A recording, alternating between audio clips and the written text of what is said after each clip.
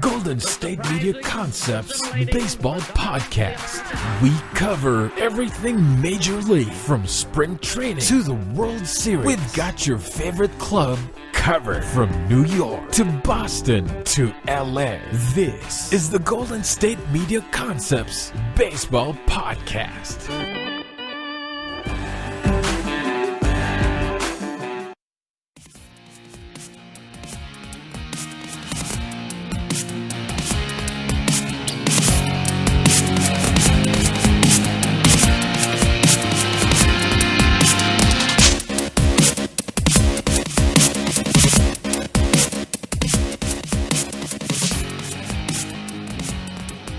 Hello, everybody, and welcome to the GSMC Baseball Podcast, brought to you by the GSMC Podcast Network. I am your host, as always, Jeff Malinoff, and I've been gone a little bit. It's been about a week absence since we did a last show.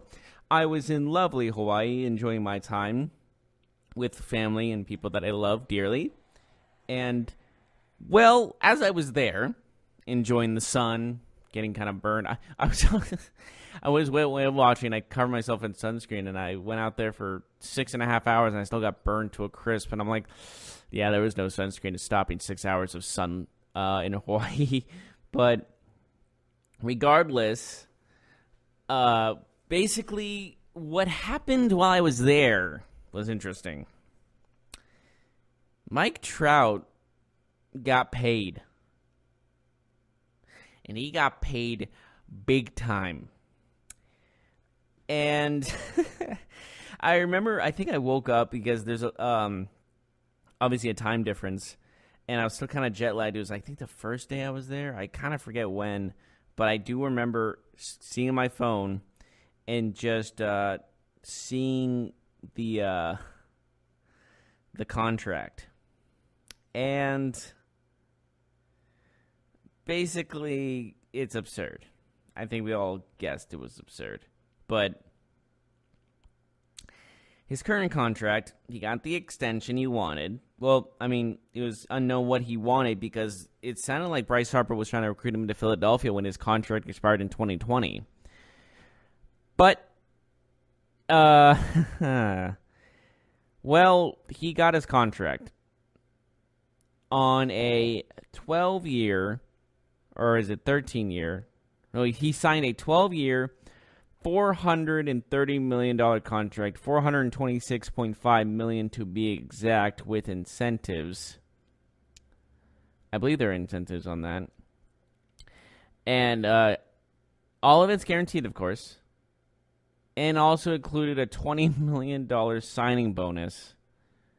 So an annual average of, get this, $35,541,667 per year.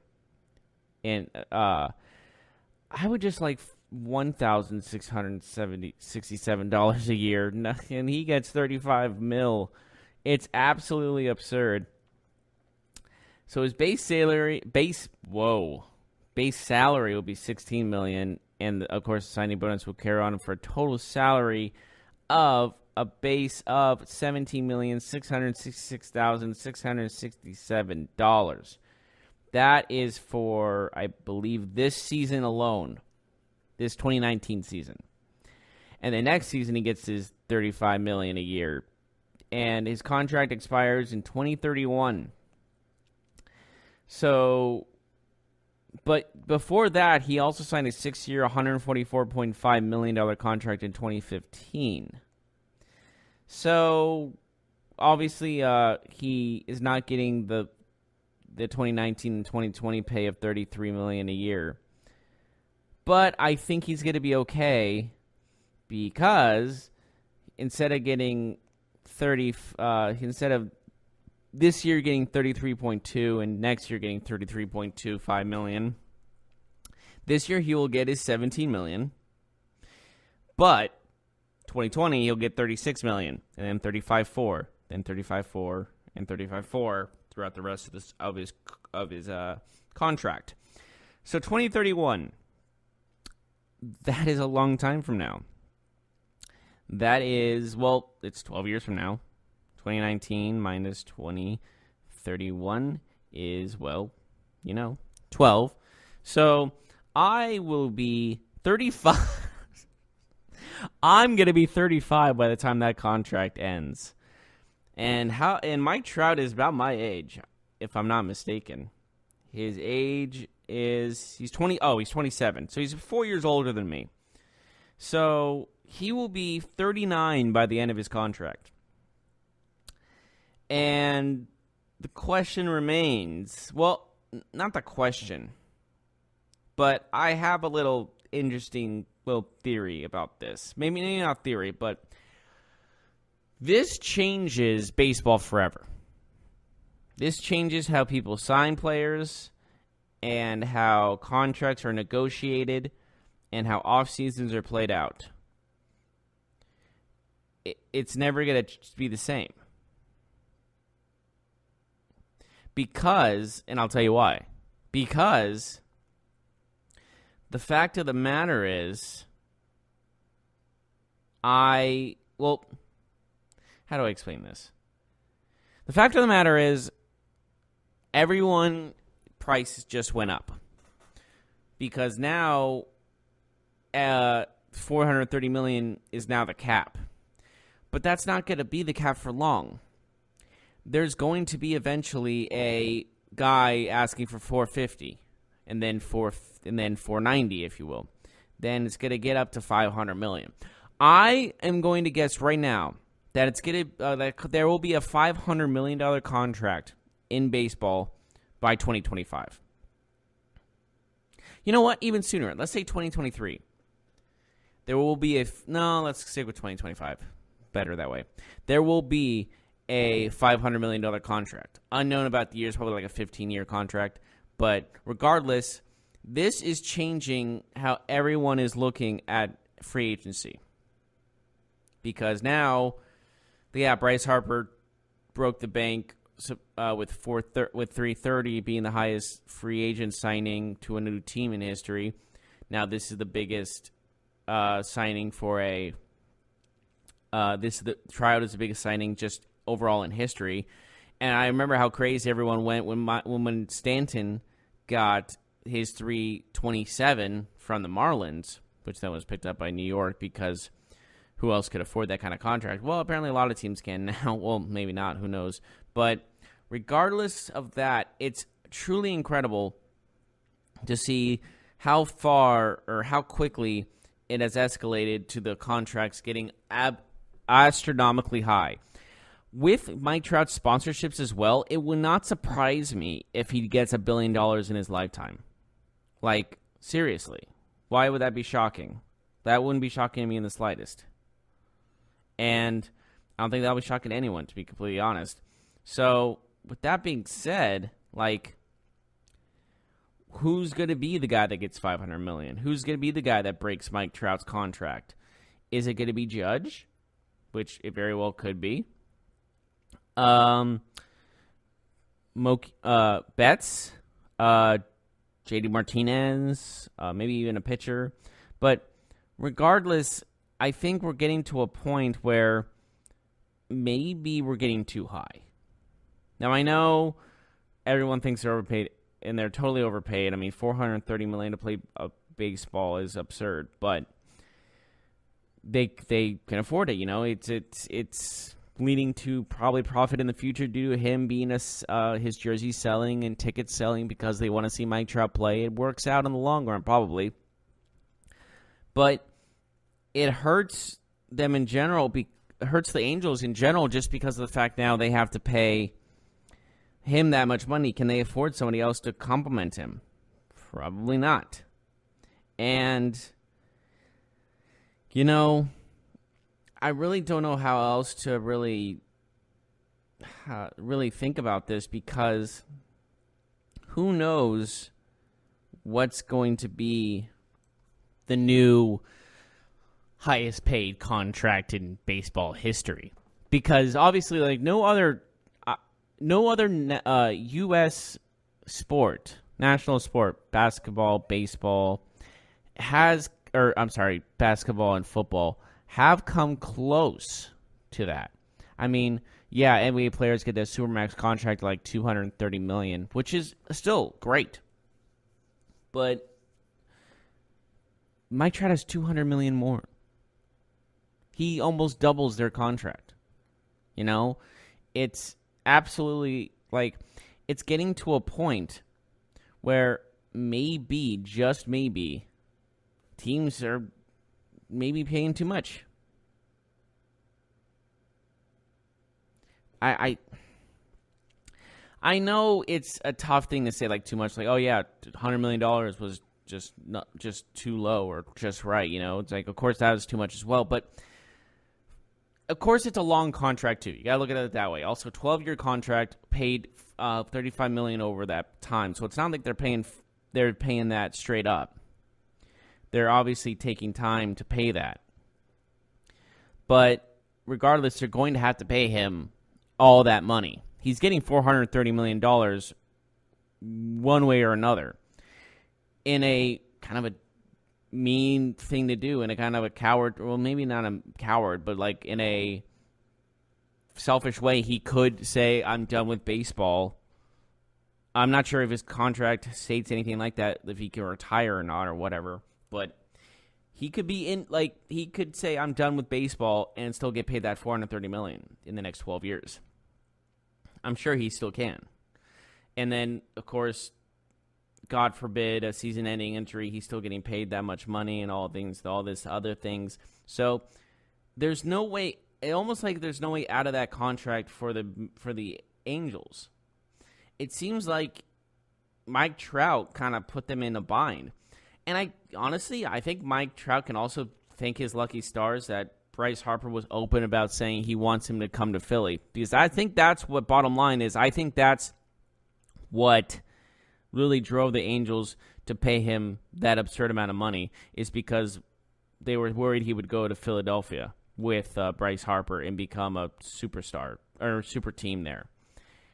And honestly, that could have been totally the reason. And honestly, Mike Trout totally could use that as leverage. Like, you know what Bryce Harper was saying? Like, he's not lying. You know, I would love to go over there and win a championship if you don't pay me the money I want, or don't pay me the money you think I deserve, or so on and so forth. There's something of that nature.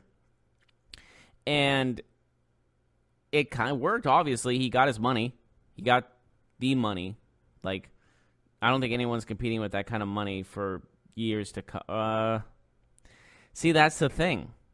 You think no one's coming close to that, but they are. They're going to be.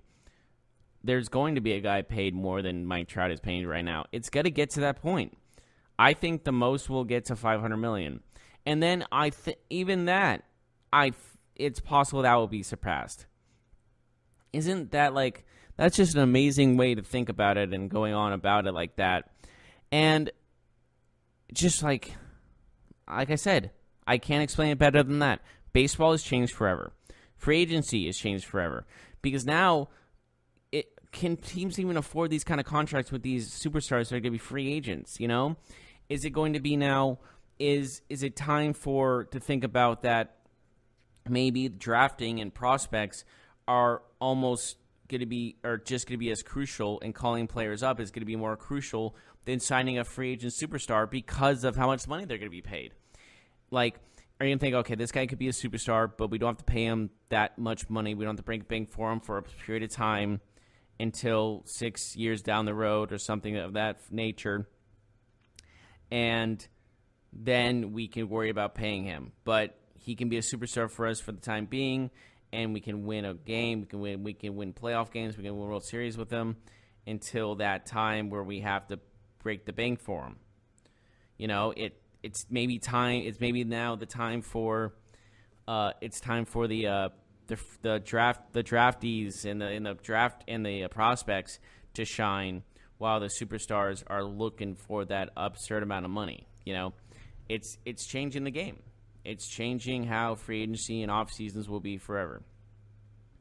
But with that, we're going to take a short break. When we come back, we'll talk about some of the worst max contracts in history and thinking, maybe these max contracts are a sign of biggest bust contracts even going to extend for the future. We'll be right on that when we return. This is your ultimate stop for everything sports. The Golden State Media Concepts Sports Podcast. Should I say more? From the NFL, MLB, the NBA to MMA, it's all in here. The Golden State Media Concepts Sports Podcast. Listen now.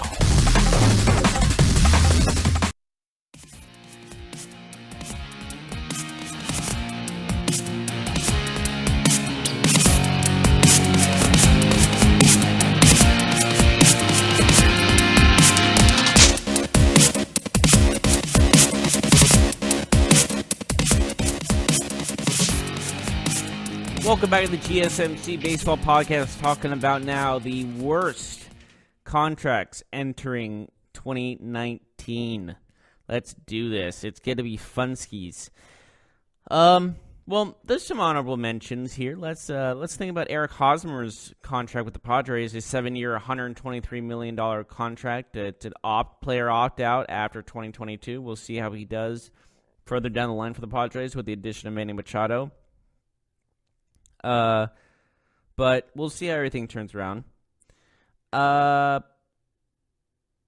right, let's move to contracts that might be taking too long to end, such as Jason Hayward. His remaining contract with the Cubs is 5 years, $106 million. But he did win a World Series. This is true. But, you know, he doesn't seem to. He doesn't really have. Well, during their championship run, he during this multiple series, he batted 104. Well, he batted 104, and that is abysmal, absolutely abysmal. And he's making all-star money. The thing is with Jason Hayward, he's basically non-existent. And it just seems like he's just there as a outfielder, you know? He just seems to be participating. He probably got a World Series ring for participation. But, yeah, 5 years, $106 million, and have nothing to really help the Cubs out in any way, shape, or form on his 8-year deal when he signed it. Just seems that he's being more of a waste of money than anything else, and then you can't cut him because you still got to pay him $106 million. So you're stuck with this guy for 5 years unless you trade him. And I don't think anyone's going to trade for Jason Hayward. I really don't. There's also Justin Zimmerman. He still got 2 years and only $50 million. And he was basically paid like an ace. He got a 5-year, $110 million deal from the Tigers. And he had a pretty good ERA in the previous 5 seasons before joining the Tigers. He had a 3.14 career ERA, which is good. And 7.3 strikeouts per 9 innings, which is actually impressive. And he also became the first pitcher to receive a $100 million contract after undergoing Tommy John surgery. Should have been a little hint there. He was a solid starter and could definitely do some good stuff. But then he posted a 5.24 ERA and a 6.4 strikeouts per 9 innings in 3 seasons with the Tigers. And consecutive seasons, they've lost 98 games. They would probably settle for his last year 4.52 and 1.26 whip. It's just that he's 32 now. Like I said, he had Tommy John surgery. Seems like it wasn't the contract they were expecting. And with that, let's move on to, well, we can also think about Bobby Molina as still the worst current contract in baseball because he hasn't played jack. But, you know what else has been super disappointing? The San Francisco Giants, when they signed Johnny Cueto, I believe they paid him a 6-year, $130 million contract. And he started out great. He had a 2.79 ERA and 219.2 innings pitched for the Giants in their first season. But he had Tommy John surgery as well, which is also like a big factor. And out of 53 innings before getting shut down in August, at the start of August for the season, he had 38 strikeouts in 53 innings, which is terrible. And his four-seam fastball was 89 miles an hour. Yeah. There's a $22 million club action with a $5 million buyout for 2022, but they're kind of stuck with them for the time being. It's just not looking good over there for the Giants as well, especially with their CEO and how he's been treating his wife in public and all that controversy that's been going on as well. Just doesn't look too good for the Giants, especially with that kind of contract for a pitcher that's not been producing as much as they hoped. Also, there's well, I hate to bring him up because he's just been injury plagued, and he was a Triple Crown winner, an AL MVP in consecutive seasons before he signed this contract. But he signed an 8-year, $248 million extension. But ever since that time, he has not really reached his Triple Crown height, if you will. He still has 5 years, $154 million left on his contract with a $30 million club option with an $8 million buyout in 2024. So, again, they're stuck with him. And I don't think anyone's trading for Miguel Cabrera to get his contract because he's past his prime, unfortunately. He's past his best years. His best years are far behind him. He had great seasons. AL MVP twice in consecutive seasons is no joke, as well being a Triple Crown winner, which is a rare occurrence nowadays. And then his body almost gave up on him. It's really sad, to say the least. And with that being said, it just looks to me that when it comes down to it at this time, that the Miguel Cabrera contract seems to be one of the decimals for the Tigers, as they have been struggling basically since they signed him to that contract. And, I mean, they went to the World Series in 2012 when he had that Triple Crown win, but then they got swept in the World Series to the Giants, who I just finished talking about. They haven't made it since. They haven't really competed that closely since. I mean, they made the playoffs the next season, but really what have they done since they've been swept in the World Series? They haven't really had an ability to come back. Maybe not an ability to come back, but haven't been good enough to get back to that promised land of the World Series. And so I guess they were thinking when they signed Cabrera to that contract, first, 2 MVPs, Triple Crown winner, of course, and all that stuff. You can't really deny that kind of production. And they were thinking, oh yeah, this guy could definitely be our future star. He can definitely continue to contribute, and we can be good for years to come. Obviously, that was not the case. And it's turning out to be now a very disappointing signing for the Tigers, as they are looking in a rebuild mode for the next 10 years. It feels like they are going to be rebuilding for the longest time, and I don't think they're going to be back in a World Series. You know, I'll even say this. Mike Trout's contract from 2030 to 2031, up until that time, I will say definitely that the Tigers will not make a World Series appearance in that time. And I mean that. That's how not good they look. That's how poor they look. That's how their front office looks pretty dire at this point.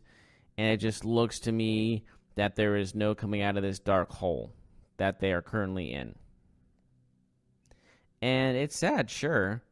But, you know, what are you going to do?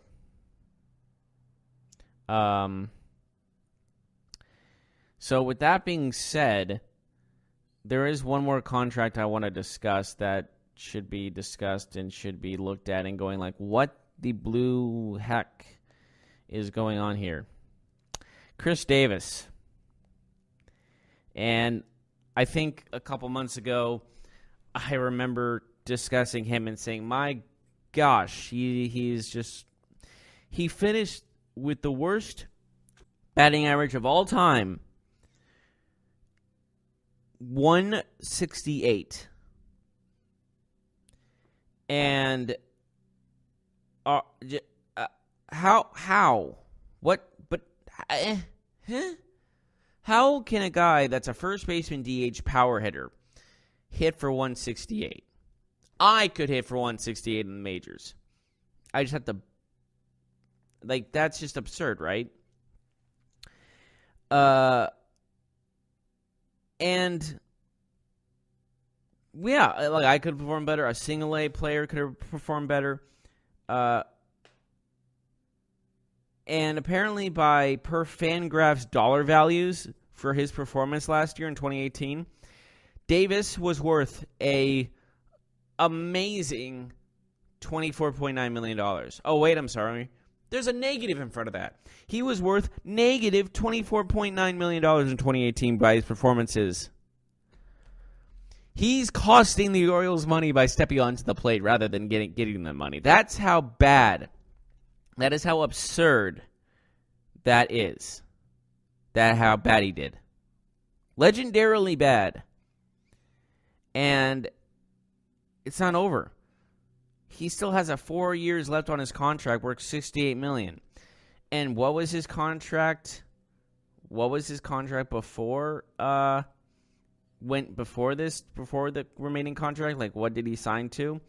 I will gladly tell you, because you might laugh this out loud like I did.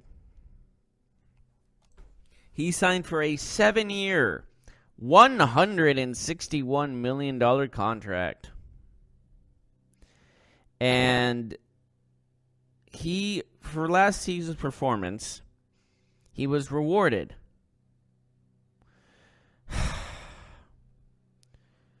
$17 million. $17 million. For the worst season any player has ever had on the plate, he has gained $17 million. And added to the Orioles' luxury tax of $23 million for this 2019 season. And no one, and I mean no one, is going to trade for him. And I don't know what else to say. I am in shock. I am in awe. And his upcoming deferred contract. So if 2023 is when he's a free agent. So he could also sign after that contract for a 15-year, $42 million contract with $3.5 million a year up until 2033, where he'll get 1.4 until 2037. That's obviously not happening. I don't see him getting that contract, averaging a salary of $2.8 million a year for 15 years. I don't see that happening. The fact that he's getting $17 million a year now is absurd. And no one's gonna trade for him because how poorly he's been playing. The Orioles have the worst contract to the worst player in the league. He's the worst hitter in the league, and he has one of the highest contract, and he has a $161 million contract. Where can I sign up to get that kind of money to play that badly? No. Seriously, what can I do? Where can I sign? What agent is he talking to? Seriously. What? I'm so confused. How did this all happen? I need answers. This doesn't make sense. The world doesn't make any sense. I mean, the world kind of makes sense, but I am speechless. No, I'm never speechless because that's my job to be not speechless. But it's just absurd. It's actually absurd. And obviously, I don't think that will be Mike Trout's destiny. I think there's more to it. I think there's going to be more of a opportunity for Mike Trout to get better because he's that good. And bottom line is, Orioles, you done messed up, son. Congratulations, Orioles. You have the worst player in baseball, and you gave him a $161 million contract over 70 years. Tell him what they won. Oh, wait, they lost? Or did they lose? Oh, they lost all that money that they signed the worst player in baseball. Got it. I don't know how to think of this.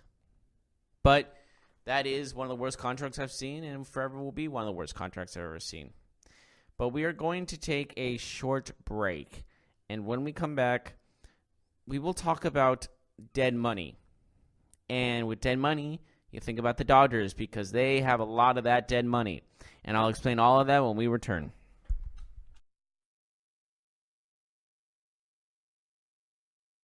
Tired of searching the vast jungle of podcasts? Now listen close and hear this out.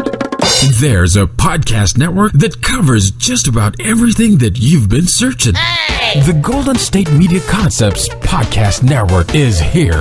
Nothing less than a podcast bliss with endless hours of podcast coverage.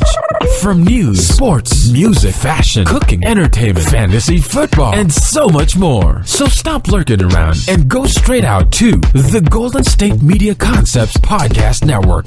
Guaranteed to fill that podcast itch. Whatever it may be. Visit us at www.gsmcpodcast.com. Follow us on Facebook and Twitter, and download us on iTunes, SoundCloud, and Google Play.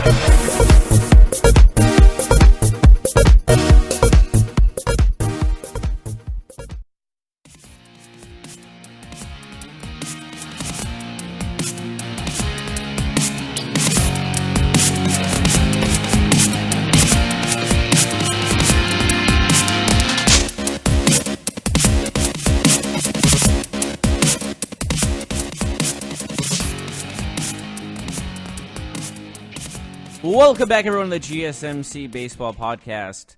Just talked about max contracts that are absolutely horrible, and we also talked about Mike Trout's massive King Kong-sized contract. Maybe King Kong would be jealous of, that's huge. You know that movie, there's supposed to be a movie of King Kong versus Godzilla coming out, or maybe, there's an old version of it, where it's, it's toys, obviously. It's just one of those kind of movies. But there's also supposed to be one coming out between the two as well in the near future. Maybe it got canceled, I'm not sure. But actually, it should be now Godzilla versus King Kong versus Mike Trout's contract. Mike Trout's contract special ability is to throw pens. I am getting carried away with this idea, but I think it should be made. I should get a call from Warner Brothers or any other big-time movie corporation company in the next couple of minutes. Nope, nothing. Okay, moving on then. So, with contracts and free agency and all this stuff and releasing and trading and whatnot, there is dead money involved in baseball, just like there's dead cap in football and probably basketball as well. So, who do you think has the most dead cap, or dead money, if you will? That would be your Los Angeles Dodgers. They have $40 million plus in dead money. And as that means, they have $40 million plus, I think it's up to $43 million, worth of contracts to players that will never step onto the field in a Dodgers uniform or step in the dugout or anything of that nature again. Well, maybe not again. Maybe not happen in the first place. But the fact is, the Dodgers spend so much money in free agency, more than some probably some countries in the world, and they have $40 million plus of money they cannot use because they're paying players who are not even who are not even on their team anymore. And that just begs the question. I said this with the Mike Trout contract. Is it time to just worry about prospects and improving them in the minor leagues and thinking about the future that way instead of wasting all this money on free agents that you think are going to be the one that puts you over the top and wins the World Series? But honestly, like, it's getting to a point where this is like $40 million. That's putting a lot of money off the table for the Dodgers to use in offseason. They probably could have paid Bryce Harper a lot more if they didn't have that 40-plus dead money. Like, it's a possible reason that could have been a big reason why that didn't work out. Or that he just didn't want to play there. There's a lot of other talks about that too. But who knows? But regardless, it just seems to me that if that's $40-plus million in dead money for the Dodgers, that obviously I think that's the most dead money of anyone in the league. Does that mean there's not going to be a lot of more openings for the Dodgers to win a World Series? I mean, they've been to back-to-back World Series. But how can they make it 3 in a row to World Series? And can they win one? Can they get over this hump that they've been on? Like, it's unknown of what the outcome will be for this team. And is this team going downhill sooner rather than later? Like, they got rid of Puig, they got rid of Matt Kemp, and people were like, oh, okay, that's the right move. We're getting more money and all that. And I get that part. But I think there's also something wrong when it comes down to the point where they're spending money so easily, if you will.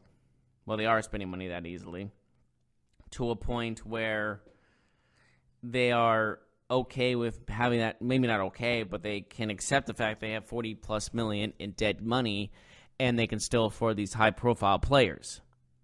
Now, does that mean there's a problem with how they're doing their money? I think that's an absolute fact. But, will the Dodgers make it to a third straight World Series despite having that much money in dead cap? I will have to say probably. They're still that good of a team. They still have great players. I'm not going to say they're going to have they still have Clayton Kershaw, and they still have they just were a solid team last year. And I was going to say they lost Puig, which is also a problem, and people thought maybe he wasn't as good as everyone thought he was, but it just seems to me that the Dodgers are falling off a cliff.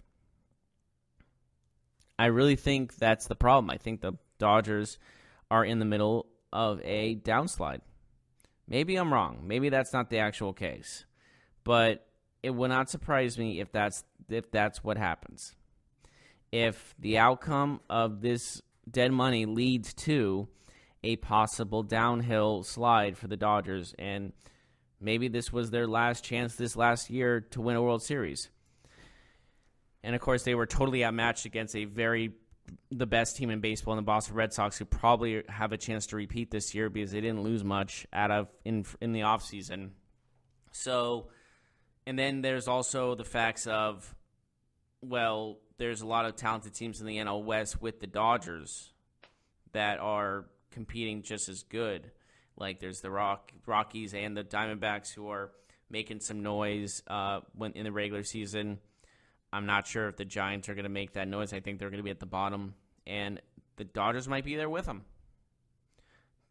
I really think that's what's going to be the outcome of this in the long run. I think, honestly, with how they've been moving money around and trading these players, the Dodgers have, and being kind of reckless, in my opinion, I think they won't make it back to the World Series. I think they won't win that. They won't get over that hump. They won't go back to that hump again. I think they lost that opportunity. And maybe it was bad luck too. They played two amazing teams. The Houston Astros were no joke. They were an amazing team offensively and defensively, and The Red Sox had 108 wins, and that speaks for itself, and they had the AL MVP on their team as well. Actually, they had 2 AL MVP candidates. Like, it was between JD Martinez and Mookie Betts, and that's how good they were. Just like when 2 of your players are the 2 front runners for the MVP, and you also have Chris Sale, who's on a rampage, basically being even like especially just how they were pitching in the postseason was also ridiculous. They were just closing everybody out. It just seemed like there was no adversary that was going to be able to risk them losing, not winning the World Series, maybe except for the Yankees, but they handled them. And I didn't think the Dodgers were winning that World Series. I don't think a lot of people had faith in them based on how talented the Red Sox were. So, bottom line is, I think it's the end of this reign for the 2-time NL champion Los Angeles Dodgers, and we might be seeing the Philadelphia Phillies since the acquisition of Bryce Harper and the fact they had a pretty decent season last year, all things considered. But with the addition of the superstar that is Bryce Harper, who definitely will bring something to this team, I think there's an opportunity for the Phillies to be that new NL King, basically. And maybe win a World Series like they did in 2008. So, and it's funny because looking at that 2018, there's also they were playing the Rays, and the Rays, if it wasn't for how good the AL East was, they would have been in the playoffs. So maybe they will reach that playoff promised land themselves. Who knows? But regardless, there's a tide changing when it comes to the National League, and we'll see how when the season begins and opening day goes down. And I'm looking forward to opening day. I'm looking forward to seeing how every team looks and who's on those opening day rosters and what's going to be the outcome for each team. And, if I had to make a guess now, I would say the Red Sox are going to repeat. But definitely get back to the World Series is a very logical standpoint. The Phillies, I think, have a good chance to make the World Series, but I'm not going to say they definitely will yet. I'm still thinking more along the lines of there's still a lot of teams, a lot of tenacity. Like I said, the Colorado Rockies and Arizona Diamondbacks are no one to sleep on either. Houston Astros they're in the American League. I apologize. Never mind. They used to be in the National League. That's why I got confused. But it's that kind of thing where you're looking at it overall and thinking, okay, the Cubs can still be competitive, possibly.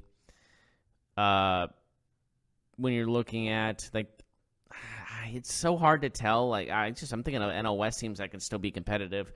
Looking at the NL East, I honestly just see the Philadelphia Phillies in that sense. Atlanta Braves can also be a big factor in that for them too.